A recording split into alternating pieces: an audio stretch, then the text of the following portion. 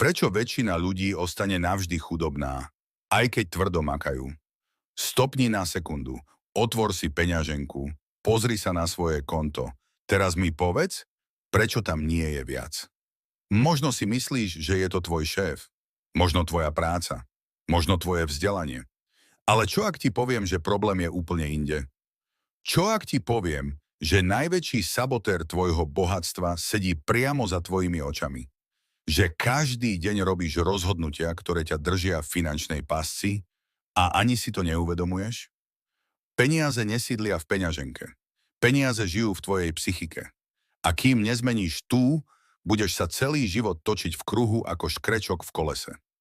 V nasledujúcich 10 minútach ti ukážem, prečo inteligentní ľudia ostávajú chudobní. Prečo tí, čo tvrdo pracujú, nemajú nič.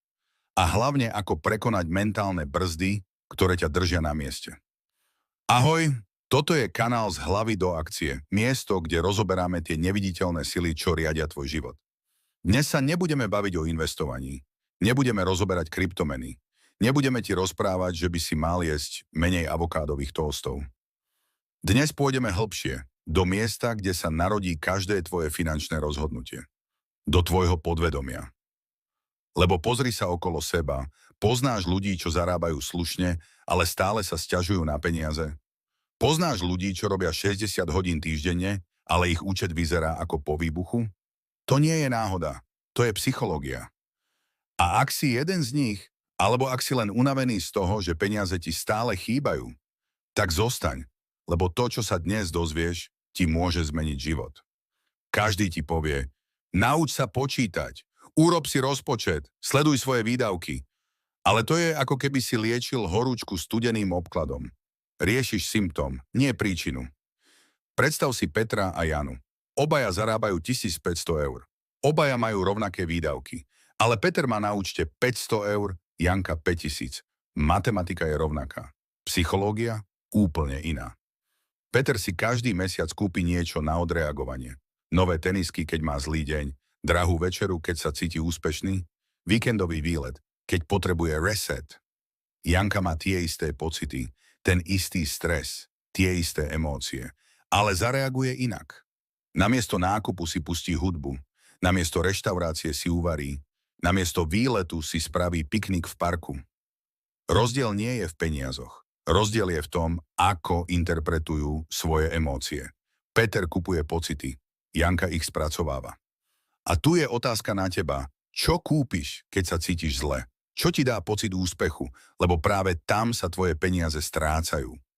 Koľko rokov máš? 25, 35, 45? Nezáleží na tom, lebo vo finančných rozhodnutiach si stále to dieťa, čo počúvalo rozhovory svojich rodičov o peniazoch. Možno si vyrastal v domácnosti, kde sa každá faktúra riešila dramaticky. Kde sa na všetko hovorilo na to nemáme. Kde slovo peniaze vyvolávalo napätie a rodinné hádky. Alebo naopak. Možno si mal všetko, ale rodičia stále stresovali. Pracovali ako besní, ale nikdy neboli spokojní. Peniaze mali, ale šťastní neboli. A teraz, o roky neskôr, keď sa máš rozhodnúť, či investovať, či si kúpiť niečo drahšie, či požiadať o vyšší plat, ozve sa v tebe ten starý hlas. To je moc drahé. Na to nemáme. Peniaze kazia charakter. Bohatí sú chamtiví. Dôležité sú len vzťahy, nie peniaze. A tým si vytvoril neviditeľný strop. Nie preto, že by si nemohol zarobiť viac, ale preto, že ti tvoje podvedomie nedovolí veriť, že môžeš. Zastav video na chvíľu a premysli si, aké vety o peniazoch si počúval najčastejšie, lebo tie vety stále ovládajú tvoje rozhodnutia. Dve otázky. Ktorú z nich si kladieš častejšie? Prvá, prečo nemám peniaze? Prečo si to nemôžem dovoliť? Prečo má každý viac ako ja? Druhá, ako si to môžem dovoliť? Kde môžem nájsť príležitosť? Čo môžem urobiť, aby som mal viac? Prvá otázka ťa uväzňuje, druhá ťa oslobodzuje. A väčšina ľudí si ani neuvedomuje, v ktorej kategórii žije. Človek s mentalitou nedostatku vidí úspešného podnikateľa a povie, ten mal šťastie, mal bohatých rodičov, mal konexie. Človek s mentalitou hojnosti vidí to isté a povie, čo robil inak, čo sa môžem naučiť, Ako môžem aplikovať jeho stratégiu? Mentalita nedostatku je založená na lži, že ak niekto má viac, tak ty máš menej. Že bohatstvo je ako koláč a keď si niekto vezme väčší kus, tebe ostane menší. Ale peniaze nie sú koláč. Peniaze sú ako semená. Čím viac ich zasievaš, tým viac vyrastie. Pre všetkých. Poznáš experiment s marshmallow? Dieťa dostalo jednu cukrovinku a voľbu. Zjesť ju hneď, alebo počkať 15 minút a dostať dve. Deti, čo počkali, boli neskôr úspešnejšie v škole, v práci, vo vzťahoch. Prečo? Lebo sa naučili najdôležitejšiu životnú zručnosť – ovládať svoje impulzy.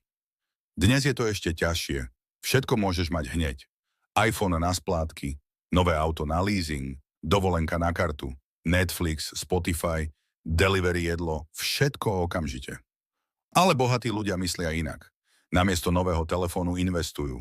Namiesto drahšieho auta šetria na nehnuteľnosť. Namiesto okamžitého potešenia volia dlhodobú slobodu. A tu prichádza mágia času. 100 eur investovaných mesačne znie ako nič. Ale za 20 rokov to môže byť 50 000 eur. Za 30 rokov 100 000 eur. Problém nie je v tom, že ľudia nevedia počítať. Problém je v tom, že nevedia čakať. Teraz ti poviem niečo, čo sa ti možno nebude páčiť. Nezarábaš podľa svojich schopností, nezarábaš podľa svojho vzdelania, nezarábaš ani podľa svojej práce. Zarábaš podľa toho, čo si vo vnútri myslíš, že si zaslúžiš. Poznáš to? Dostaneš príležitosť na lepšiu prácu, ale nepošleš životopis, lebo asi nemám šancu. Chceš požiadať o prídavok, ale nespravíš to, lebo možno si to nezaslúžim. Máš nápad na biznis, ale nerealizuješ ho, lebo čo, ak sa to nepodarí. V hlave máš malého kritika, čo ti stále šepká. Nie si dosť dobrý, nie si dosť inteligentný, nie si dosť vzdelaný. Kto si, aby si mal viac? A kým toho kritika neumlčíš, bude sabotovať každú tvoju príležitosť na úspech. Zmena nezačína v peňaženke, nezačína na účte, začína vo vnútri, v tom, ako o sebe premýšľaš. V tom, či veríš, že si hodný bohatstva. Takže tuto máš 5 psychologických bariér, ktoré držia väčšinu ľudí v finančnej pasci. Myslia si, že peniaze sú o matematike, ale sú o psychológii. Žijú podľa detských programov, namiesto toho, aby si vytvorili vlastné. Majú mentalitu nedostatku, namiesto mentalite hojnosti. Chcú všetko hneď, namiesto toho, aby investovali do budúcnosti. Neveria si, namiesto toho, aby budovali svoju sebahodnotu. Najväčšia finančná výhra nie je, keď vyhráš v lotérii. Najväčšia finančná výhra je, keď porazíš vlastné myšlienkové vzorce. Keď sa oslobodíš od programov, čo ťa brzdia, keď si uvedomíš, že si architektom svojej finančnej budúcnosti. A teraz chcem od teba jednu vec. Napíš mi do komentára tú jednu vetu o peniazoch, ktorú si najčastejšie počúval doma. Môže to byť: peniaze nerastú na stromoch. Na to nemáme. Peniaze šťastie nekúpia. Čokoľvek. Prečo to chcem vedieť? Lebo v budúcom videu si rozoberieme najčastejšie finančné programy a ukážem ti, ako ich prepísať. Ak ťa toto video donútilo zamyslieť sa, ak si v ňom našiel kúsok seba, klikni na odber, lajkni video a zdieľaj ho s niekým, kto to možno potrebuje počuť. Toto je kanál Z hlavy do akcie. Miesto, kde nekecáme o motivácii, ale rozoberáme psychológiu úspechu. Kde hľadáme tie neviditeľné sily, čo riadia tvoj život a učíme sa ich ovládať. Tvoje myšlienky ťa buď brzdia, alebo poháňajú. Ty si ten, kto rozhodne. A v budúcom videu si ukážeme, ako konkrétne preprogramovať svoj vzťah k peniazom, ako vybudovať bohatú mentalitu a ako sa konečne oslobodiť od finančných strachov, tak sa nezabudni prihlásiť na odber.